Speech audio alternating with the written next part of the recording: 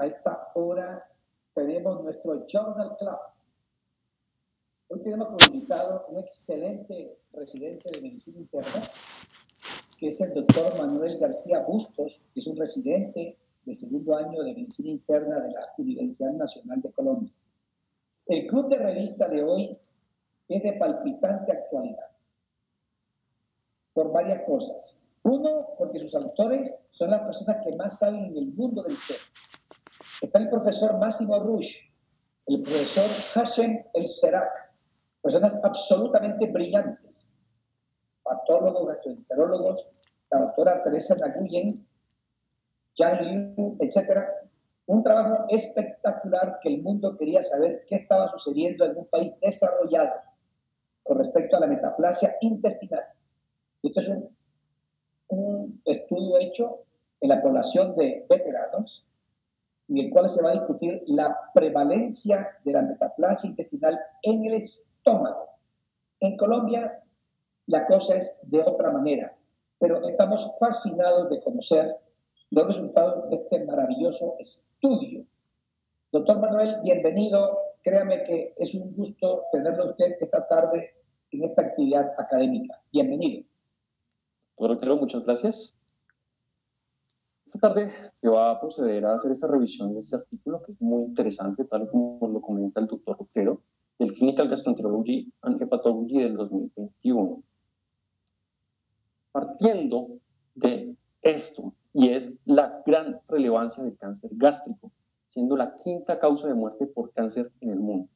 Y puntualmente en Estados Unidos, donde tiene una incidencia al año de 26.000 casos, vemos que la metaplasia, una conocida lesión premaligna, llega a tener una prevalencia que está entre el 7.6 y el 13%.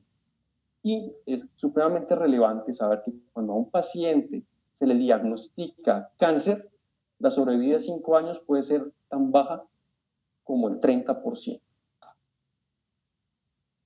Es importante partir de la fisiopatología y de lo que sabemos hasta el momento de la cascada de acontecimientos que preceden al desarrollo del adenocarcinoma gástrico. Sabemos que en su gran mayoría está presente la infección por Helicobacter pylori y hay una serie de sucesos que parten desde una gastritis inicialmente superficial, posteriormente atrófica, que luego evolucionará a metaplasia, displasia y finalmente cáncer gástrico, siendo el 70% de los casos de su tipo histológico intestinal. Con este conocimiento se plantea la pregunta de si es posible desarrollar estrategias de tamización, bien sea poblacionales, bien sea en función de factores de riesgo individuales, para poder disminuir la incidencia de cáncer gástrico. Asimismo, se plantea el interrogante de si estos factores de riesgo, esta cadena de acontecimientos se modifica en función de la raza de los pacientes. Y de ser así, si se modifican esos factores de riesgo, si esto tendría impacto en el desarrollo de dichas estrategias de tamización. Este objetivo se desarrolló precisamente con la idea de evaluar las diferencias que pueden existir en la prevalencia de la metaplasia gastrointestinal al comparar a la población blanca, no hispánica, veterana de guerra estadounidense versus los pacientes hispanos o versus los pacientes afrodescendientes.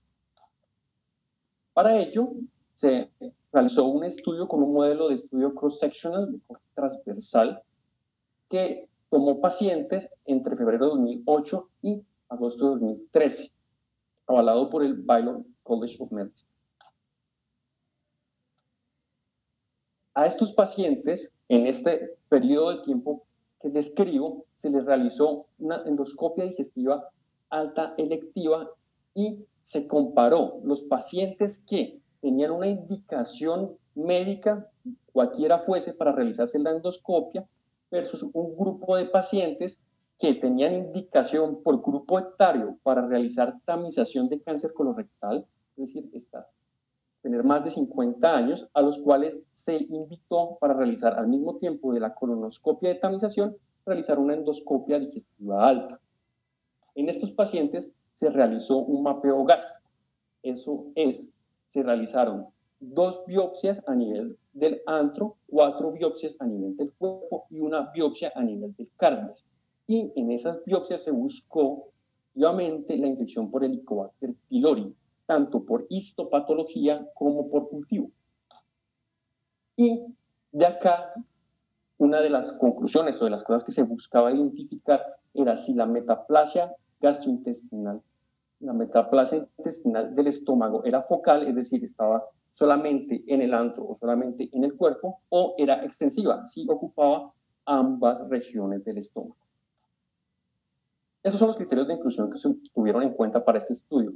Este grupo etario, y muy importante, que estos pacientes no tuvieran previamente cáncer de estómago, de esófago u otros cánceres como pulmón, colon y mama, que no hubieran sido intervenidos quirúrgicamente en estas regiones, pacientes no anticoagulados ni con hepatopatías significativas, en tanto la anticoagulación es una contraindicación relativa para la biopsia gástrica, y pacientes que no tuvieran la capacidad mental para responder cuestionarios, por ejemplo, pacientes con trastornos neurocognitivos mayores también fueron excluidos.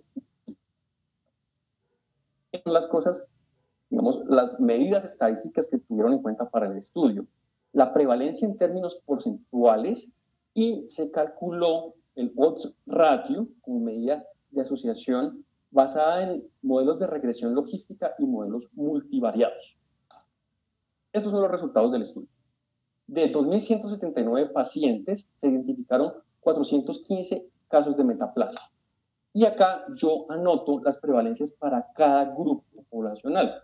Vemos como de entrada se identifica un 13% de prevalencia en la población blanca no hispánica, tal como se describió al inicio del estudio y se ha descrito en otros estudios, pero vemos de inmediato cómo esa prevalencia es el doble o incluso superior cuando se habla de los pacientes hispánicos o los pacientes afroamericanos.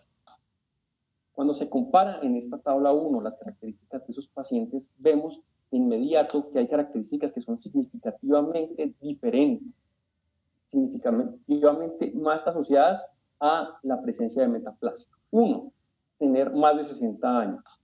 2, ser hombre.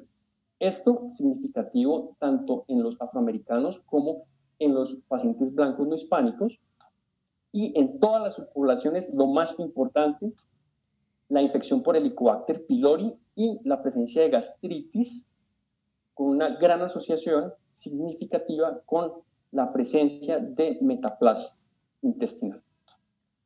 No hubo, por el contrario, diferencia con el índice de masa corporal, el consumo de alcohol, el uso de IVPs, el uso de AINES o la sintomatología de enfermedad por reflujo gastroesofágico.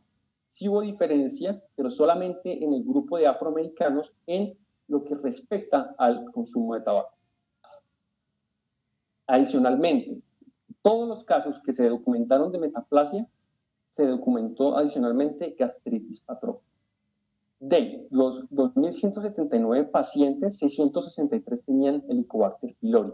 Y vemos cómo los pacientes que tienen Helicobacter pylori tienen un alto riesgo, una alta probabilidad de tener tanto gastritis crónica como gastritis activa.